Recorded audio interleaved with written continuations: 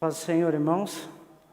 Aos irmãos que estão aqui no templo e aos irmãos que nos assistem através das redes sociais, através do Facebook, através do YouTube. Eu convido os irmãos que estão aqui no templo a ficar em pé e a você também que está na sua casa. Por gentileza, eu peço que você abra a sua Bíblia. Deuteronômio, para a gente dar início a esse momento de adoração ao nome do Senhor Jesus. Capítulo 13, a gente vai ler o verso 4. É mais um momento e um privilégio a gente estar junto aqui adorando ao Senhor. Então, Deuteronômio 13, o verso 4, que basicamente, o verso 4, não que a gente possa resumir Deuteronômio inteiro e o capítulo, mas o verso 4 vai falar sobre servir.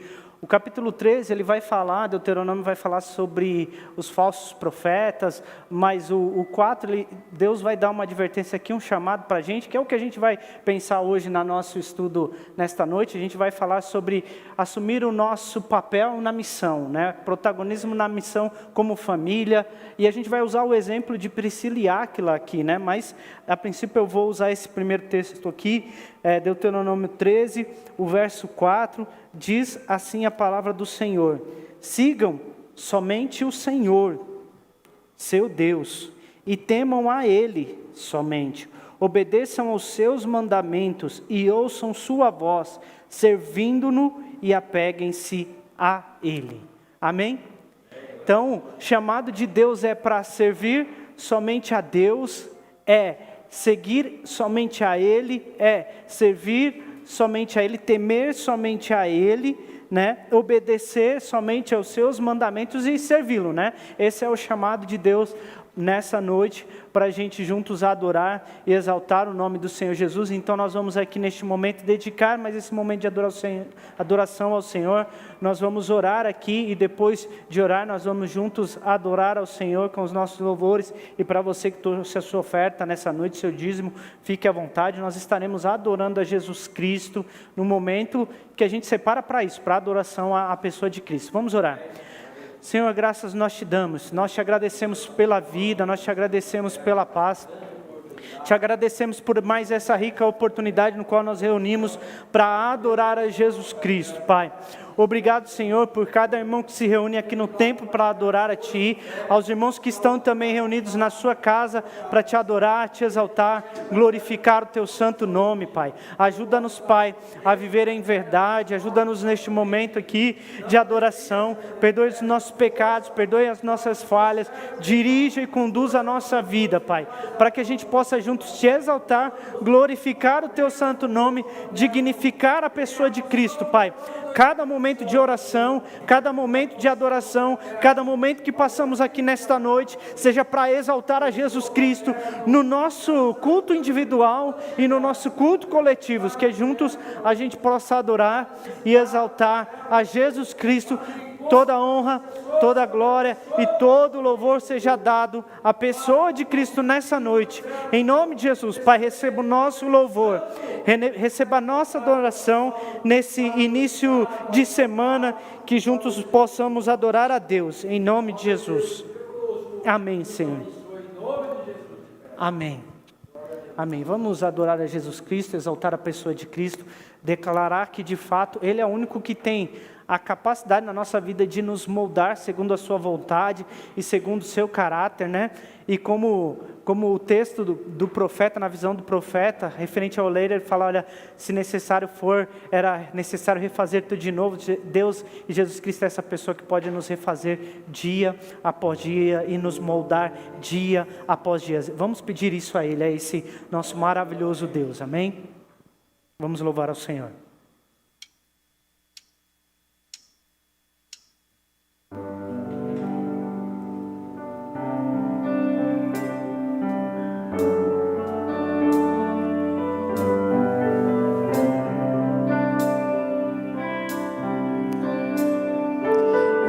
Senhor, mestre oleiro, eu sei que tens a minha vida em tuas mãos, moldando-me com tua perfeição.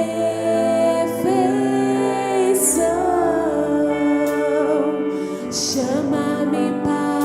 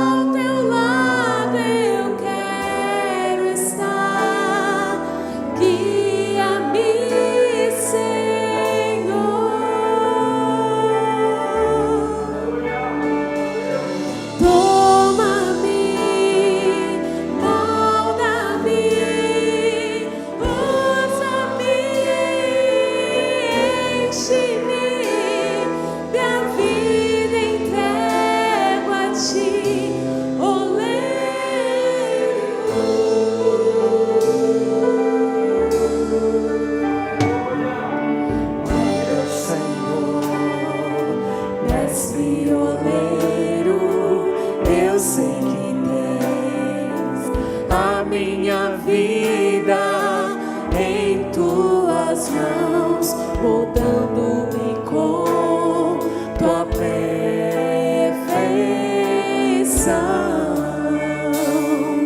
Chama-me para tua presença, guia-me com o teu Espírito, ensina-me como viver para ti. Estou cativado por teu chamado, eis-me aqui, ao teu lado eu quero estar, guia-me, Senhor.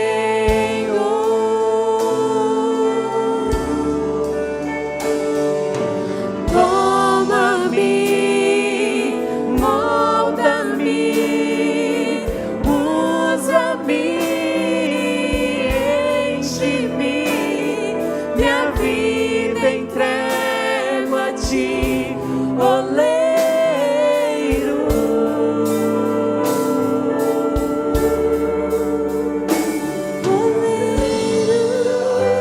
Minha vida entrego a ti, tudo que há em mim é teu, Senhor.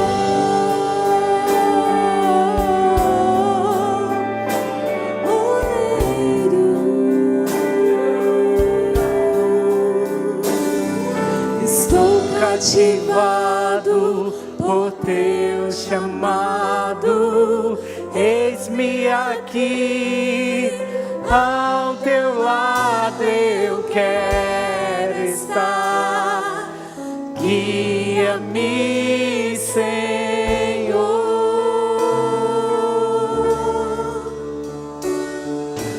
Toma-me, molda-me, usa-me, enche-me, minha vida entrego a ti, oleiro.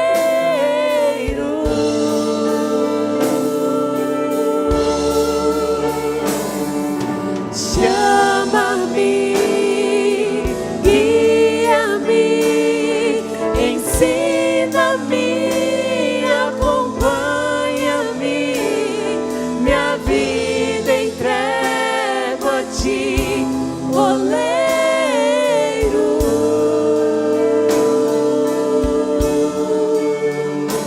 Oleiro, minha vida entrego a ti, tudo que há em mim é teu, Senhor.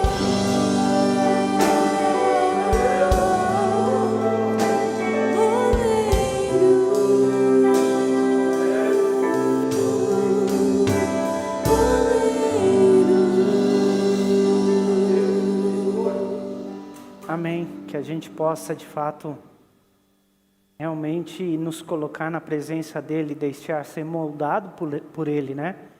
E aí, o vaso, ele tem o seu limite. Quando, depois do seu limite, ele derrama, né? Ele derrama todo o líquido. E a gente vai cantar sobre isso, me derramar, né? Às vezes, ao longo da nossa vida, assim como um vaso, às vezes nós vamos nos enchendo. E não é de Deus, muitas vezes a gente vai se enchendo de problemas, de dificuldades, de luta, né? De falhas e erro. E a gente muitas vezes trinca, ou a gente não chega nem a derramar, né? A gente chega a ser trincado, mas esse oleiro, esse Deus que pode a cada dia nos moldar conforme o seu caráter, Ele quer que a gente realmente, mais do que seja quebrado, que a gente seja moldado segundo a vontade dEle, para que a gente possa encontrar nele e reconhecer nele um Deus que pode dia após dia nos moldar e nos fazer melhor em cada circunstância e dificuldade da vida. Esse é o nosso Deus, irmãos. dia após dia, Ele pode sim continuar nos moldando, moldando o nosso caráter, a nossa vida, para que a gente seja cada dia melhor na sua presença, amém? Que a gente possa reconhecer isso através dessa louvor que a gente vai continuar adorando ao nosso Deus.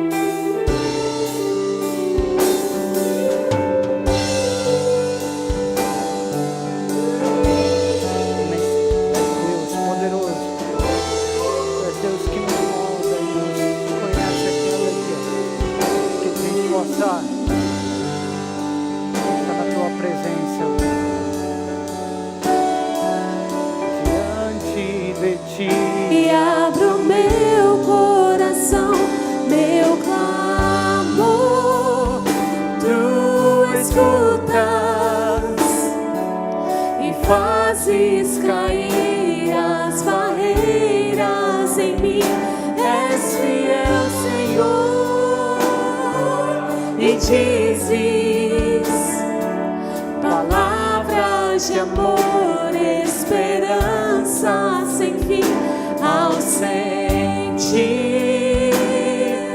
o teu toque, por tua bondade libertas meu ser no calor deste lugar.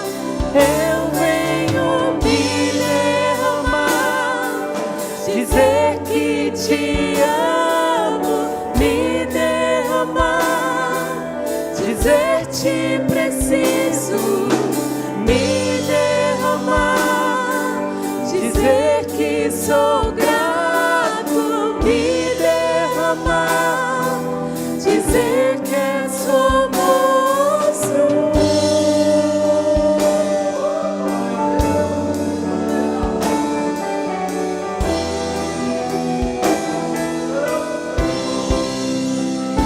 Eis-me aqui outra vez diante de ti, abro meu coração, meu clamor, tu escutas E fazes cair as barreiras em mim.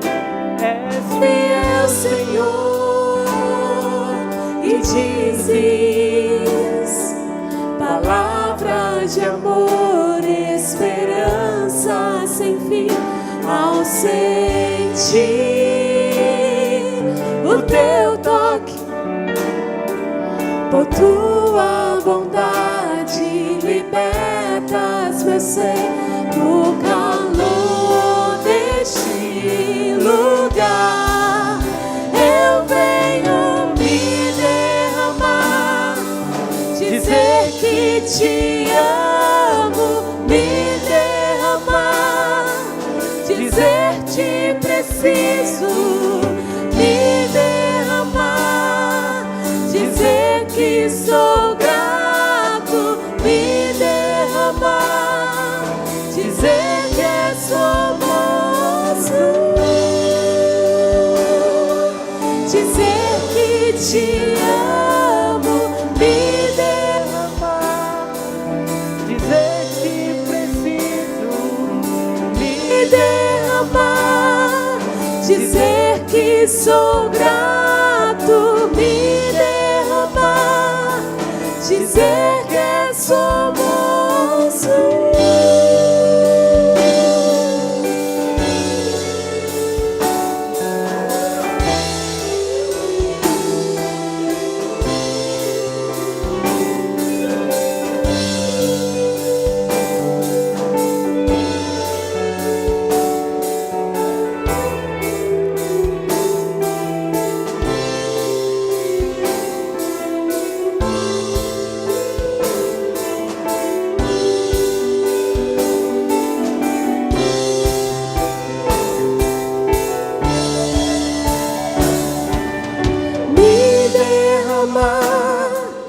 dizer que te amo, me derramar, dizer te preciso, me derramar, dizer que sou grato, me derramar, dizer que és formoso, me derramar, dizer que te amo, me derramar, dizer te preciso, me derramar, dizer que sou grato, me derramar, dizer que és famoso.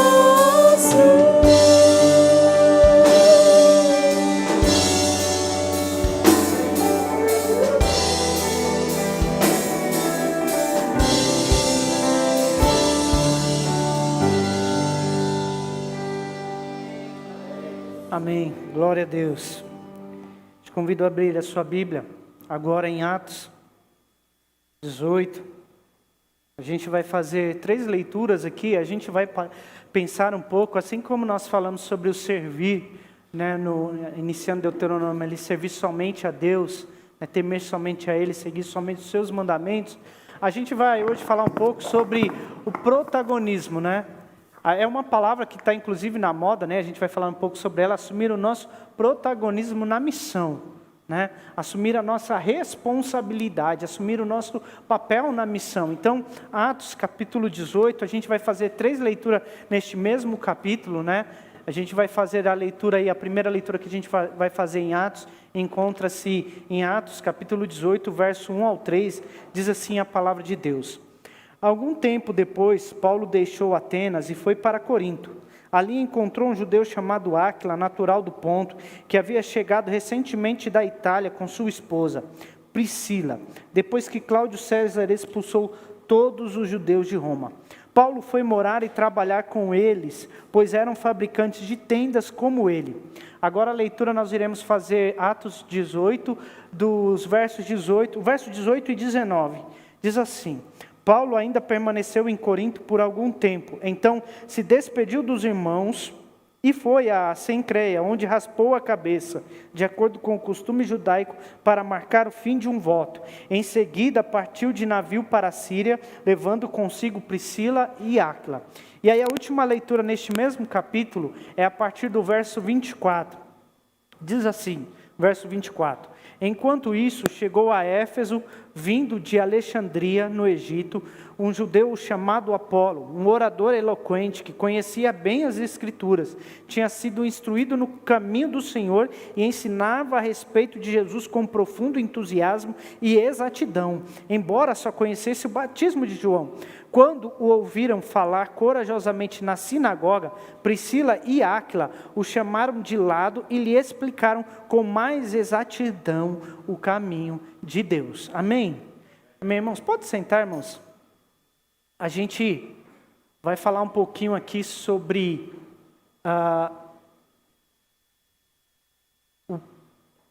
seja um protagonista na missão, né? A gente vai falar um pouquinho sobre a ideia de assumir o nosso papel na missão.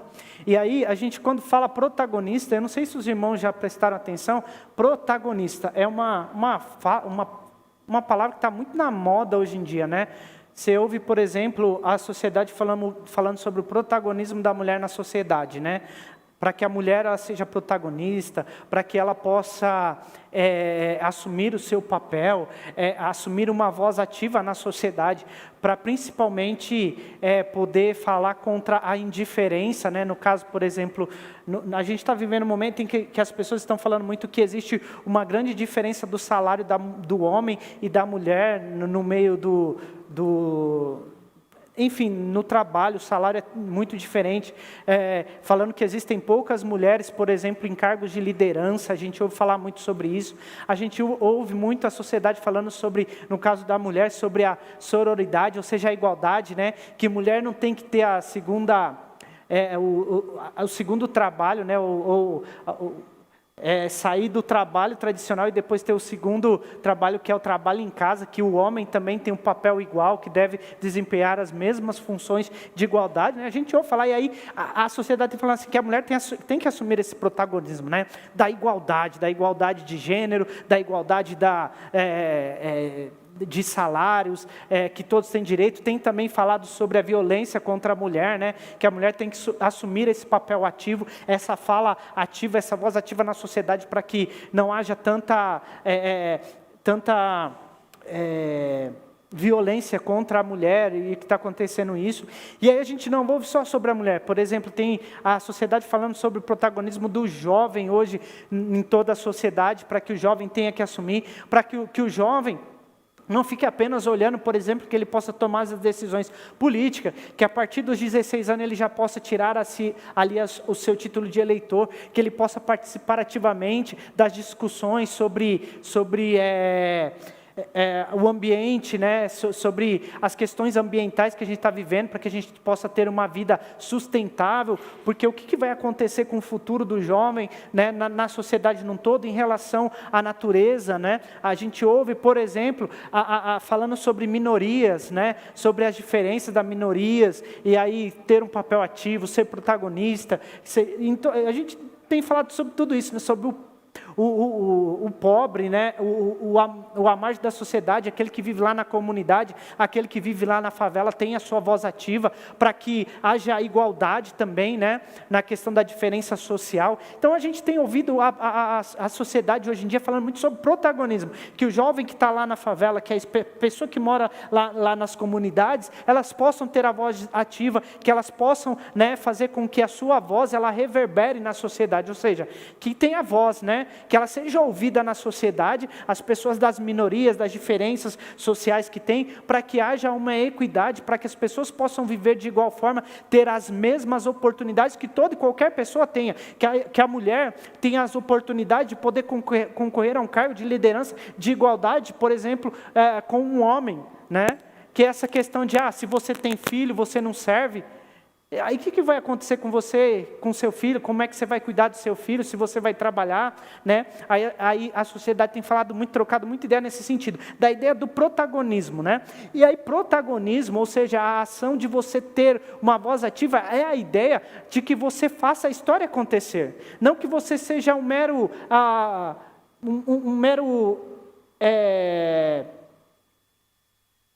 como eu posso colocar, uma mera pessoa que senta ali e vê a vida passar e não faça nada, né? Que você vê a história da sua comunidade, da sua família acontecendo, e que você não tem um papel ativo para que a história da sua família ou seja diferente ou seja melhor, né? Que você não seja apenas uma pessoa que está ali olhando a vida passar, como aquela música, né? Deixa a vida me levar, vida leva eu. Ou seja, a sociedade, ela tem falado, tem trocado ideia com a juventude, com as pessoas, dizendo para as pessoas, e principalmente o jovem, que ele deve ser protagonista, que ele deve ter a tomada de decisão da sua vida, que ele deva fazer a história de fato acontecer, não somente a história da sua vida, mas a história da sua família, a história da sociedade. Ele deve ter voz ativa. Não fique sentado apenas olhando ali a coisa acontecer e ele apenas olhe aquilo e veja, está tudo bem, então eu não tenho nada a ver com isso, né? A ideia do protagonismo é uma ideia da pessoa que tem uma ação efetiva na vida dela, na história da vida dela, na história da família dela, na história do seu país, na história da sua comunidade onde ele vive. A ideia de um protagonista é que ele possa ter uma ação ativa, efetiva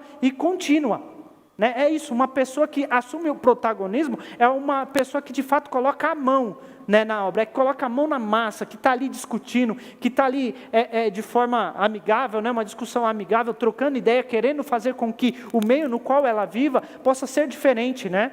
Que principalmente o jovem que vive lá na comunidade, na favela, os líderes sociais, por exemplo, que ele tem uma vida diferente e que para que lá na favela ele tenha uma vida totalmente diferenciada. Isso são as pessoas que assumem o protagonismo. Aí antes de a gente falar de Paulo aqui, de Priscila e Áquila, a gente precisa falar principalmente do protagonismo da missão. Quem que é o principal protagonista na missão, né? Quando a gente vai falar de missão para o cristão, a gente está falando de pessoas, quando a gente vai falar de missão, a gente está falando de pessoas chamadas por Deus para uma missão grandiosa, mas o principal protagonista na missão é o próprio Deus, né? Ele é o que tem a ação efetiva e contínua na história do seu povo, né? E aí, Karl Barth, ele quando estava escrevendo, é um teólogo muito famoso, muito conhecido, ele escreveu um termo bem interessante, ele colocou lá o Missio Dei, que traduzindo quer dizer a missão de Deus, né? E aí, quando ele fala sobre a missão de Deus, a ideia dele é apresentar que Deus, a missão é de Deus, e ele é o protagonista na sua própria missão. Ou seja, Deus, ele é o sujeito ativo na missão de fazer com que a sua missão aconteça. Ele é o grande protagonista. Diferente de muitos lugares, quando a gente ouve alguém falar assim, né? A gente usa muito isso para falar, às vezes, sobre o chefe, ou o jovem falar sobre o pai, né? Faz o que eu falo, mas não faz o que eu faço, né? Já viu essa história do mau exemplo? Deus não é um mau exemplo, ele é o bom exemplo, porque quando ele nos chama a missão, ele faz a missão, ele é o protagonista da missão, ele é o ator ativo na missão, que Deus não fica ali sentado falando para a gente fazer alguma coisa, sem antes que ele faça. A prova de que Deus é o ator ativo na missão que ele faz, ele é protagonista, é o ato dele de esvaziar-se, que na teologia o termo é chamado de kenosis, né?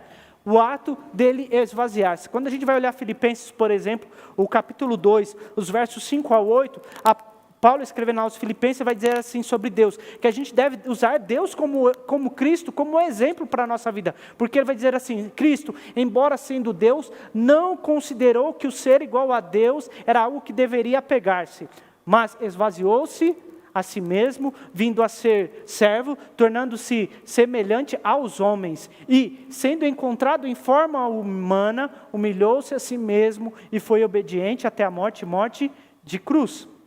O que isso quer dizer? Quando a gente diz que Deus é o principal protagonista da missão, a gente usa o exemplo de Cristo, que deixou a sua glória, deixou o seu trono de glória, deixou o seu trono de perfeição, né, deixou o seu lugar mais alto neste mundo, e o texto vai falar que ele humilhou-se a si mesmo, ele se entregou em forma humana para quê?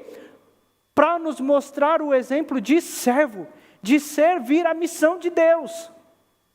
E a ideia que a gente vai falar aqui, dessa ideia da missão de Deus, é então uma ideia de que Jesus Cristo, ele é o ator principal na missão, que assume o protagonista na missão, porque a natureza de Deus é uma natureza de amor. Porque o homem caiu, né? O homem pecou, o homem se afastou de Deus, e o homem estava caminhando para a morte e para a destruição. E aí Deus tem uma missão, e a missão de Deus é salvar a este homem caído. E a gente precisa compreender que a missão de Deus, de salvar o homem caído, ele vem primeiro, nos dar esse exemplo, servindo, né? João 3,16 vai falar sobre isso, porque Deus amou o mundo de tal maneira que entregou o seu Filho, para que todo aquele que nele crê não pereça, mas tenha a vida eterna. Deus é ativo na missão, Deus está o tempo todo atuando nessa missão, para que a gente possa, de fato, também participar dessa missão. Participar, então, da missão de Deus, é participar do movimento do amor de Deus. Qual que é o movimento do amor de Deus? Ele deixa o seu trono de glória, amém? O movimento do amor de Deus. Deus, o tempo todo, ele está se movimentando, indo em direção ao homem caído. É esse o movimento de Deus. O tempo todo, Deus está agindo para encontrar o homem caído, para dar a esse homem caído a oportunidade de arrepender-se, para que ele possa ter uma vida. E uma vida, não qualquer vida, a vida eterna. Então, as ações de Deus, como principal protagonista na missão, é agir por amor, é a fonte de amor para que todos possam se encontrar com Ele. Quando a gente olha, por exemplo, a Trindade, né, o Pai, Filho e o Espírito Santo, né, Jesus Cristo, o Deus o Pai, Jesus Cristo, o Espírito Santo, eles vão participar ativamente para que a sua missão se cumpra. E para que a missão de Deus se cumpra, Ele comissiona as pessoas. Ele nos comissionou para essa missão. Ele nos chama para essa missão. Ou seja, Deus Pai, Filho e Espírito Santo, Ele vai encontrar o mundo, e não somente vai ao encontro do mundo, mas também nos manda para dentro do mundo, para que a gente possa cumprir a sua missão baseada em amor. assumindo assim o nosso papel na missão. E qual que é o nosso papel na missão, irmãos? Qual que é a nossa grande comissão? Qual que é a grande missão de cada um de nós como cristão? Qual que é a grande missão? Qual foi a missão que Jesus Cristo deixou aos seus discípulos, antes de ser elevado ao céu? Ide por todo mundo, pregai o evangelho a toda criatura, ensinando-os, batizando em nome do Pai, do Filho e do Espírito Santo. Essa é a nossa grande missão. Não foi só para o tempo dos discípulos, mas é para nós hoje, para cada cristão individualmente. Nós fomos comissionados a ir. Ir aonde? Ir ao mundo. Porque a oração de Jesus ao Pai é: eu não quero que o tire do mundo. E eu os envio ao mundo. Assim como o Senhor me enviou, Ele vai dizer: eu também os envio ao mundo. Então nós temos uma missão. Cada um de nós como cristãos, nós temos uma missão. A grande pergunta é: nós temos assumido o protagonismo da missão? Nós temos assumido o nosso papel na missão, na pregação ativa do Evangelho de Cristo? E a grande pergunta é: como é que nós podemos fazer isso? Como é que nós podemos assumir o nosso protagonismo na missão de Deus? A missão pelo qual nós vivemos. Aí nós tiramos o exemplo aqui de Priscila e Áquila, desse casal, né? Porque assim, Priscila e Áquila têm a sua missão individual, mas como marido e esposa, eles também assumem a sua missão como casal, como família. E a gente precisa entender isso, irmãos. Às vezes nós sentimos falta de ter de fato, como líderes da igreja, ter de fato uma família com protagonismo no reino de Deus, cumprindo a sua missão. É interessante. A gente não tem como desassociar Priscila e Áquila. Quando a gente vai olhar no texto da palavra de Deus e ler sobre Priscila e Áquila, os textos e as referências sobre esse casal, eles estão lá de forma ativa, o tempo todo envolvido na missão. O casal, a família, por assim dizer, envolvido na missão. Ali, não há na narrativa bíblica ali uma ordem de grandeza entre os dois, como se Priscila fosse maior ou como se Áquila fosse mais importante na missão. Não. Os dois, eles são extremamente importantes na missão. Eles eram igualmente engajados e importantes na missão e na igreja. Alguns teólogos, algumas pessoas que vão estudar sobre Priscila e Áquila, eles querem trazer uma ideia de que, por exemplo, Priscila é uma líder. Né? Porque o texto, às vezes, em muitos momentos, traz o nome da Priscila à frente de Áquila. Mas o texto não diz isso, não deixa claro. O importante é a gente entender que não era somente Priscila e não era somente Áquila, mas eram os dois, o casal, envolvidos na missão. Envolvidos na sua comunidade, querendo fazer a diferença, assumindo o seu protagonismo. Né? Eles não estavam ali como meros ouvintes, né, como diz a palavra, mas participantes. E aí, tal era a importância desse casal, que Paulo, quando escreveu lá no final do texto, no final da carta aos Romanos, Paulo ele vai citar o casal Priscila e Áquila. Áquila e Priscila, tanto faz, né? Não tem ordem de grandeza. Romanos 16, os versos 3 e 4, Paulo vai dizer assim: saudai a Priscila e Áquila, meus cooperadores em Cristo Jesus, arriscaram a vida por mim. Arriscaram a vida por mim, sou grato a eles. E aqui ele vai falar: não apenas eu, mas todas as igrejas dos gentios. Olha o tamanho, né, do envolvimento desse casal no reino. E não somente no reino, mas na missão. Né? Eles não estavam ali de passagem. Eles não estavam ali como meros espectadores. Eles não eram meros espectadores da missão. Eles não estavam vendo a coisa acontecer e ficavam sentados, né, discutindo de quem que era a culpa, do que estava acontecendo, dos erros da igreja, olhando só os problemas, né? Priscila e Áquila, eles estavam de fato ativos na missão. E aí a gente vai tirar aqui 3 exemplos sobre o texto que nós lemos, que Priscila e Áquila nos trazem, para que a gente possa, de fato, no nosso casamento, na nossa família, né? Aqui usando a nossa família como exemplo, envolvendo a nossa família na missão. O primeiro exemplo que nós tiramos é que esse casal, e assim como esse casal, nós devemos apoiar a nossa missão também no relacionamento acolhedor. O texto, lá em Atos 18, do verso 1 ao 3, que foi o primeiro texto que a gente leu nesse capítulo, vai dizer que Priscila e Áquila, eles haviam acabado de chegar, né, de Cesareia, porque eles tinham sido expulsos, e eles estão lá na cidade. Paulo se encontra com eles e passa a viver na casa deles, porque eles tinham a mesma profissão, né?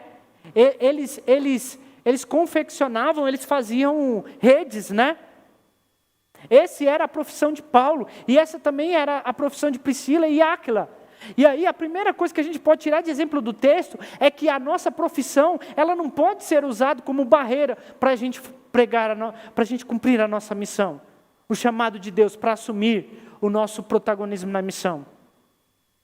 Quando a gente olha o texto, nós vemos que ali eles falam, olha, Priscila e Áquila, eles faziam redes, né? E eles não assumem isso. Isso não era um problema para eles, né? A gente fala assim, pastor, eu não posso assumir mais compromisso na igreja, eu não posso fazer mais coisa, eu não posso passar mais um estudo bíblico, eu não posso mais visitar, eu não posso fazer isso ou aquilo, eu não posso fazer mais algo ativamente na igreja porque eu trabalho muito, né? Às vezes a gente usa muitas vezes a nossa profissão como uma desculpa, ou como uma muleta, ou enfim, como uma barreira para a gente cumprir o nosso papel na comunidade. E o texto deixa bem claro que Priscila e Áquila não usam a sua profissão como uma barreira, como um problema. Eles eram ativos. O texto deixa isso muito bem claro, que eles tinham uma profissão. A profissão deles não era ser pastor. A profissão deles, eles não eram remunerados pela igreja. Paulo não era remunerado pela igreja. Eles tinham uma profissão, e quando a gente olha o exemplo, por exemplo, de Paulo e o exemplo de Priscila e Áquila, eles estavam ali ativos na comunidade, fazendo diferença, pregando o evangelho de Cristo, e isso não foi um problema para eles, pelo contrário, a sua profissão foi mais um motivo pelo qual eles foram acolhedores no relacionamento. Tanto é que eles acolheram o próprio Paulo, né, na casa deles. O texto vai falar sobre isso. E aí muitas vezes a gente usa assim, pastor, eu não vou levar ninguém para casa, eu não vou visitar alguém no sábado, porque eu trabalho durante a semana inteira, e aí eu já trabalho, e já tenho muito corrido, e a gente quer dizer que muitas vezes a gente usa a nossa profissão, a nossa vida corrida, para não fazer mais nada para Deus. A verdade é essa muitas vezes, né?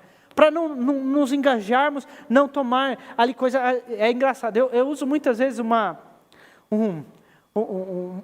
historinha, né, que eu ouvi quando era jovem, de um jovem que era isso, né? Ele era muito ativo na igreja, ele era muito ativo, ele era tesoureiro, né? Na época a gente falava muito sobre o tesoureiro dos jovens, e ele era muito ativo na igreja, muito ativo, mas ele tinha uma dificuldade enorme de conseguir emprego, e ele pedia oração na igreja, pedia que os irmãos orassem. Irmão, eu estou passando por dificuldade em casa, eu preciso que os irmãos orem, para que eu possa conseguir um emprego, para que eu possa ter condições de ajudar, de ofertar na igreja e tudo mais. E aí a igreja ora, entra lá, ora por ele consegue o emprego, e logo que ele consegue o emprego, ele chega para o pastor e fala, pastor, eu estou entregando o meu cargo.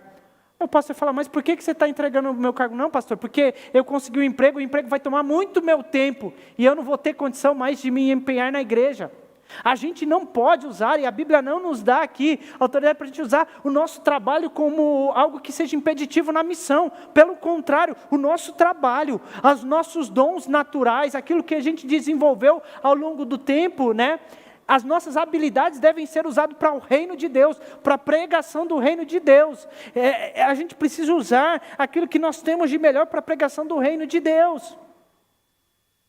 Se o nosso trabalho, se o nosso emprego for uma barreira, existe algo errado em nós, irmãos. Ou no nosso trabalho, no mínimo. Deus não quer nos dar um trabalho para que a gente possa viver dignamente, que isso seja um problema. E aí detalhe, isso seja um problema para que a gente não possa acolher o evangelho dentro de nós. E acolher as pessoas também. E aí esse é o primeiro exemplo, né? Para Priscila e Áquila, a profissão não era um problema. Eles eram ativos. Um casal ativo, mesmo tendo seus afazeres do dia a dia. Mesmo tendo o seu trabalho. A gente às vezes acha, e a gente está acostumado assim, né, numa ideia consumista, de que quem tem que trabalhar mais na igreja é o pastor, que é pago para isso, né? Eu oferto, eu dizimo, então o pastor tem que trabalhar mais do que eu. Quem disse que a missão de Deus para a qual nós fomos comissionados é algo só do pastor, é individual, e é verdade que a gente vai ser cobrado por isso. Jesus falando sobre os improdutivos no seu reino, ele vai dizer que aquele galho que não dá fruto, ele vai ser arrancado e lançado ao fogo. Jesus está dizendo isso de forma bem clara. Nós, como servos de Deus, devemos assumir o nosso protagonismo na missão, para que a gente dê fruto. E a palavra vai dizer que o nosso fruto seja digno de arrependimento, né? Para que as pessoas possam se arrepender e reconhecer a Deus. Então, queridos, não usemos a nossa profissão para não acolher, para não fazer o reino de Deus e a missão de Deus acontecer. Vamos assumir o nosso protagonismo. Muito obrigado, irmã Alessia.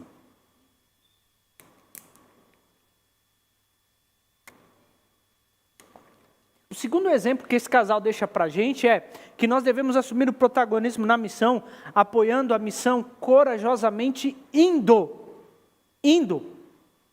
É isso que Jesus disse, né? Ide.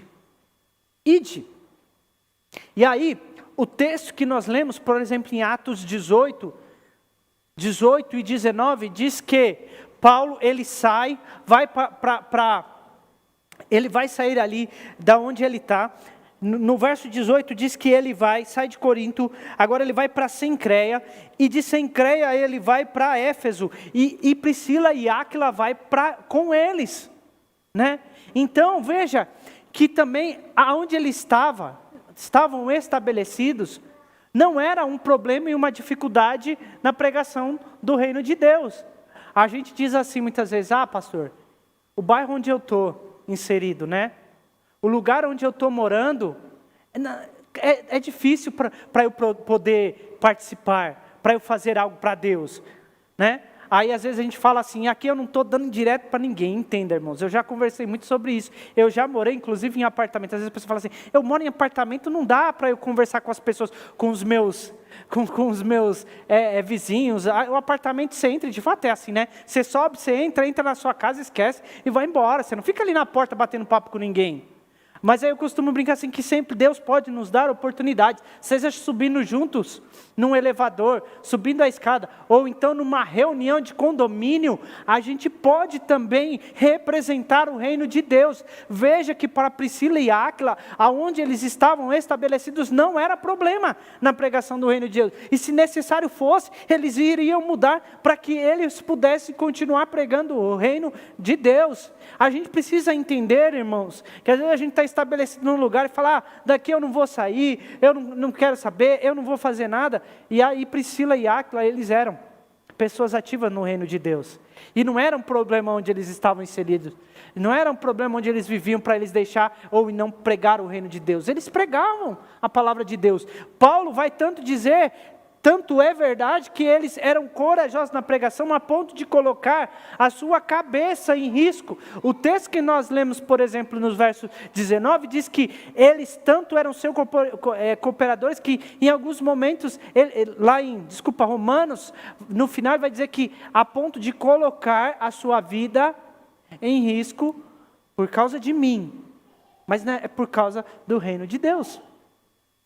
Então, irmãos, nem nosso trabalho, nem a nossa profissão, nem o lugar onde nós estamos inseridos, no bairro, na rua, pode ser problema na pregação do Evangelho, no nosso engajamento na missão. Até porque Filipenses 3:20 vai dizer que a nossa cidadania, porém, está nos céus, de onde esperamos ansiosamente um Salvador, o Senhor Jesus Cristo. A gente trabalha, né, para conquistar uma casa, é caro conquistar e é caro manter uma casa, uma moradia hoje em dia, aqui neste mundo. Mas a palavra vai nos dizer que aqui não é o nosso lugar. Né? Jesus vai dizer, olha, eu vou preparar um lugar para vocês. A gente não pode ficar apegado a lugares, né? O lugar, a nossa casa, não pode ser um impeditivo na pregação do reino de Deus. A gente não pode ficar usando desculpa também, ou então usando como como barreira na pregação do reino de Deus. Então, assim, pastor, eu nasci nesse bairro, vivo a vida inteira, todo mundo me conhece aqui, eu nem sei se o pessoal me leva a sério.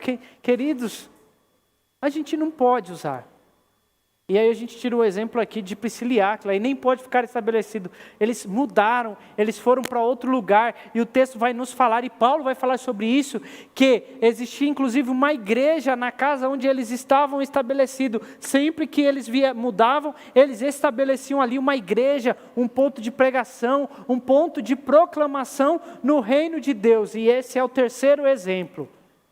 Apoie a missão, abrindo a porta das suas casas, para que haja ali uma orientação exata do reino de Deus. No final do texto, nós lemos, por exemplo, que Apolo vai chegar ali em Éfeso, e vai começar a pregar de forma eloquente a palavra de Deus, né?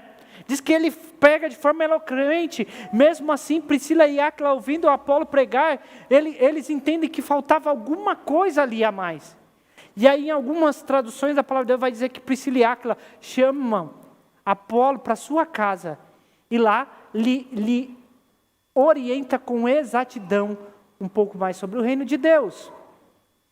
Às vezes a gente usa também a falta de conhecimento da palavra de Deus para dizer: pastor, eu não tenho como ensinar, eu não posso abrir a porta da minha casa, eu não sei como chamar as pessoas, eu não sei como convidar, eu preciso aprender mais. Irmãos, é duro a gente ouvir de cristãos que no século da informação, as pessoas dizerem que não conhecem a palavra de Deus, né?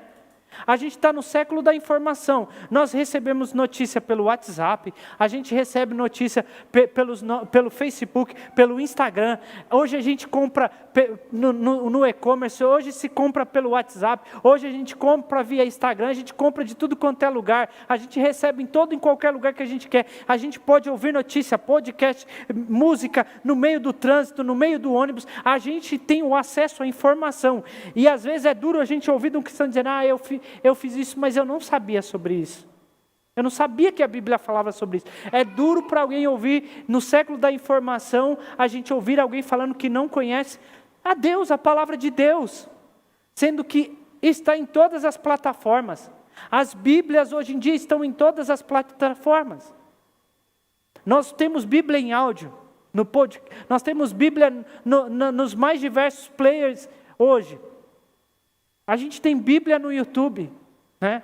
A gente tem Bíblia no celular. A gente tem todo tipo. Hoje a gente tem a lição bíblica no celular. A gente não precisa nem esperar a lição bíblica chegar. A gente tem as mais diversas formas de conhecer a palavra de Deus. E a gente ouve muitas vezes de cristão que eu não conheço a palavra de Deus. Eu não tenho como abrir a porta da minha casa. E na verdade, o que nós necessitamos hoje nas nossas comunidades é de casais que tenham um profundo conhecimento da palavra de Deus, que possa, por exemplo, orientar, né, as pessoas.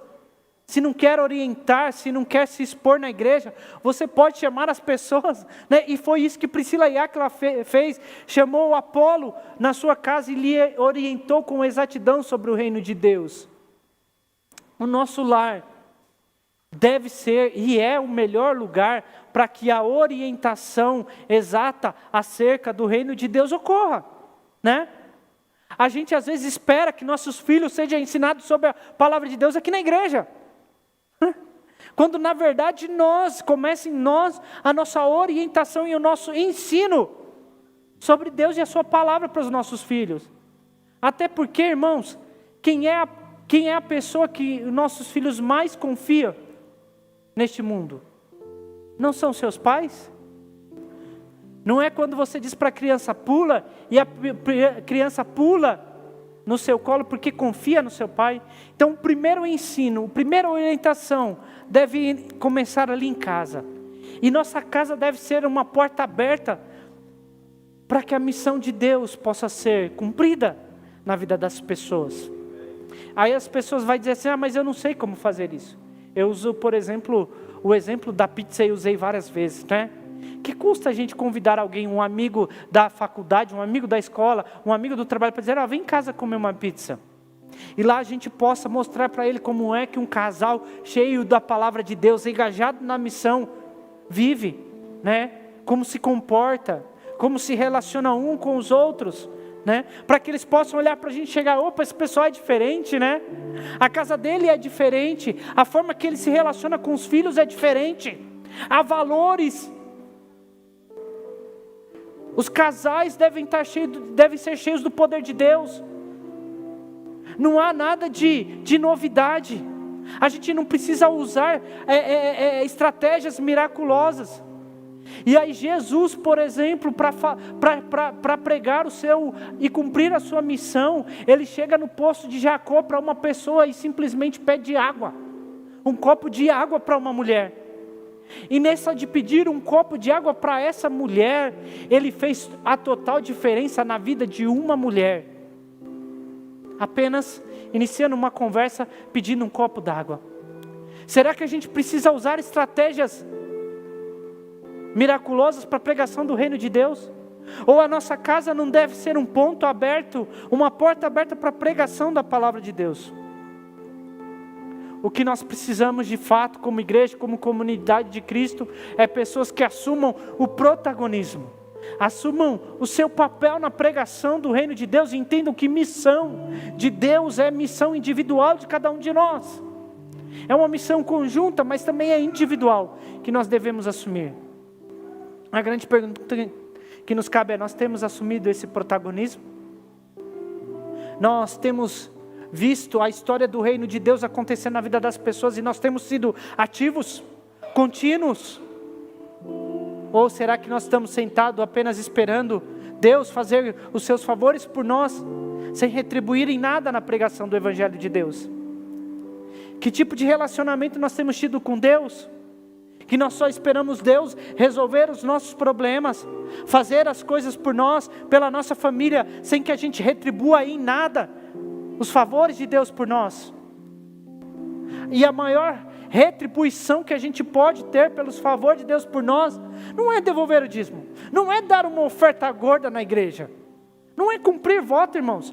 A principal retribuição que a gente pode fazer pelo reino de Deus e para Deus pelos favores derramados na nossa vida, é pregar o Evangelho de Deus, é conhecer a Deus profundamente, assumir a missão, o protagonismo e falar de Jesus Cristo, cumprir a missão de Jesus Cristo de forma ativa. Por fim, então a gente pode definir aqui que protagonismo é a possibilidade de um sujeito desenvolver-se como pessoa, como um ator social, capaz de exercer uma cidadania ativa neste tempo presente, mas uma cidadania ativa no reino de Deus também, em nível pessoal, na comunidade de forma grupal e social, fazendo a diferença, como aconteceu com Priscila e Áquila nos primeiros séculos da igreja cristã. Paulo vai terminar o seu agradecimento a Priscila e Áquila no capítulo 16 de Romanos dizendo: e não somente eu sou grato, mas ele diz, e toda a igreja dos gentios também é grato a Priscila e Áquila. Será que nós, chamados à missão, temos desenvolvido o nosso caráter, o nosso conhecimento? O quanto é que nós temos impactado a nossa sociedade no cumprimento da nossa missão? O quanto é que nós tenhamos sido protagonistas, né? A gente ouve muitas vezes na igreja e até dentro da igreja, muitas e muitas mulheres, né, protagonistas, por exemplo, na questão do feminismo, mas pouco protagonismo na missão de Deus. Nós vemos jovens e muitos dos nossos jovens da nossa igreja assumindo um protagonismo em relação às minorias, mas nenhum protagonismo na defesa da fé e do reino de Deus. Queridos,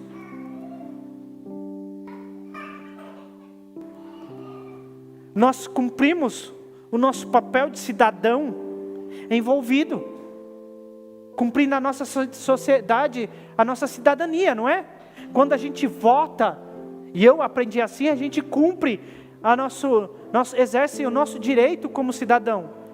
Quando a gente se envolve nas causas sociais, nas indiferenças, nós cumprimos o nosso papel como cidadão. E será que nós temos levado a sério o nosso papel como cidadão celestial?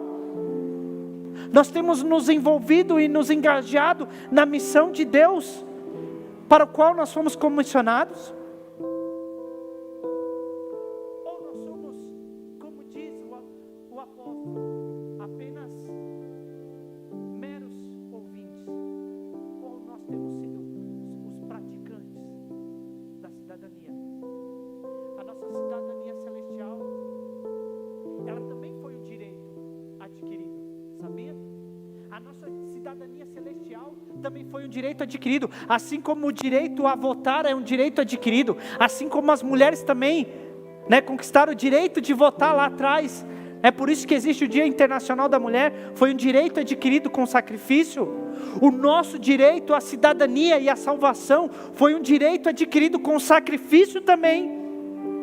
Façamos valer o nosso direito adquirido na cruz do Calvário, através da morte de Jesus Cristo, com o seu sangue derramado na cruz do Calvário, nos envolvendo na missão, cumprindo o nosso papel de cidadão, sendo ativo, com ação ativo, protagonista, assumindo o nosso papel, e não apenas sendo meros espectadores, vendo o reino de Deus e a história do reino de Deus acontecer, sem nada fazer.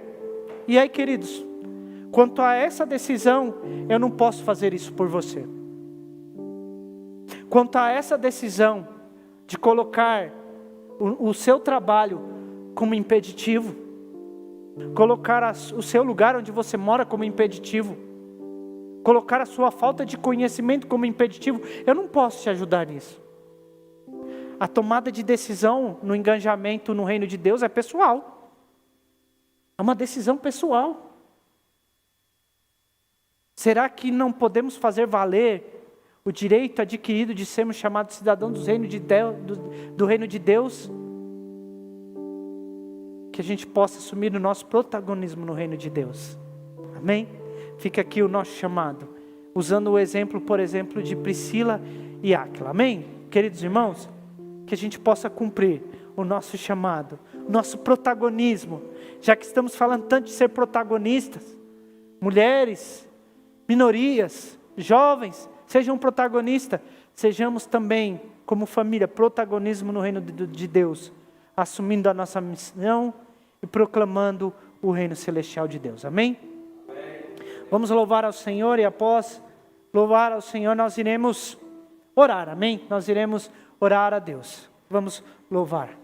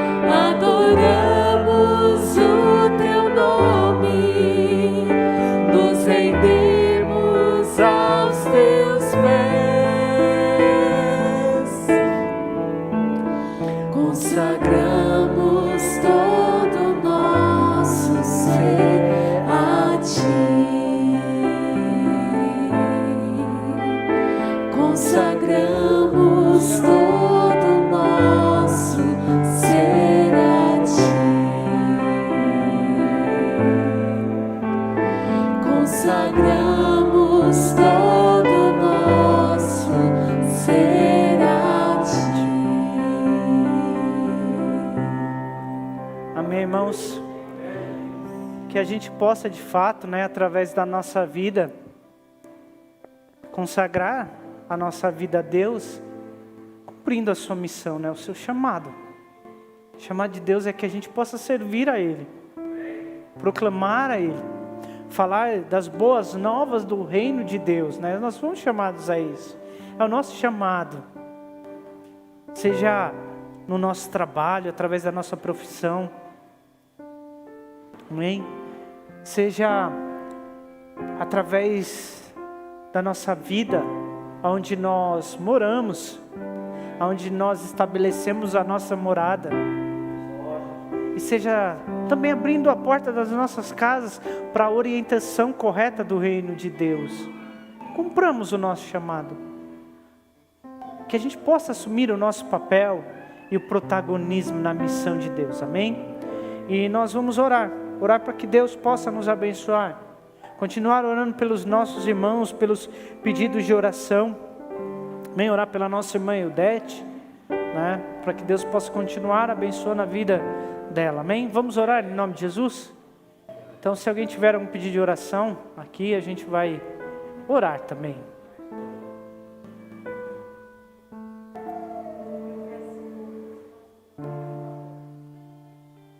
Amém. Irmã Cátia pede oração, seu favor, em favor da sua família. Não vendo mais, vamos orar? Vamos orar. Senhor, nós te agradecemos, Pai, que a gente possa de fato nos engajar na missão de Deus para a nossa vida, pregando este Evangelho, vivendo este Evangelho, proclamando este Evangelho, Pai. Age com poder e grande glória na vida de cada um dos seus filhos, Pai. A todos os necessitados, abençoe a nossa irmã Eudete na continuação do tratamento, Pai. Age com poder e grande glória, Pai, e usa poderosamente, Pai, a cada um dos nossos membros da nossa comunidade, Pai, a cada integrante, Pai, para que possa assumir o protagonismo na pregação do Evangelho, Pai. Haja com poder e grande glória, Pai.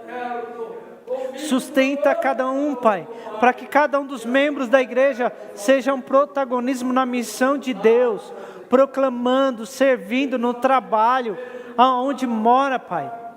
Abrindo seus lares na proclamação, assim como Priscila e Áquila fizeram, Pai, sendo importantes na comunidade no qual eles estavam inseridos no seu tempo, que a gente possa assumir também o nosso protagonismo, o papel na proclamação do reino de Deus, cumprindo a missão de Deus na nossa vida, Pai. Cada membro, Pai, na ação efetiva e contínua, na pregação e na proclamação do reino de Deus, para a honra e para a glória do Teu nome, Pai. Usa-nos poderosamente, Pai. Usa-nos poderosamente no reino de Deus, para a honra e para a glória, Pai. Pai, na continuidade da nossa semana, dê-nos uma semana abençoada, mesmo que venham as dificuldades e os desafios, Pai, esteja conosco, fortalecendo, capacitando, Pai, na pregação, no uso, Senhor, profundo da Tua Palavra, na orientação profunda da Tua Palavra, para a honra e para a glória do Teu nome, Pai. Nós te pedimos e nós te suplicamos, seja com cada um de nós, Pai, no nome santo de Jesus. Assim nós pedimos, Pai. É no nome santo de Jesus nós te suplicamos, Pai. Sê conosco, Pai. Amém, Senhor. Amém, meus irmãos. Nós finalizamos esse culto dizendo que a graça do Senhor Jesus Cristo, o grande amor de Deus Pai, a comunhão e a consolação do Espírito seja com todos, agora e sempre. Amém. Todos os irmãos tenham uma semana abençoada por Deus.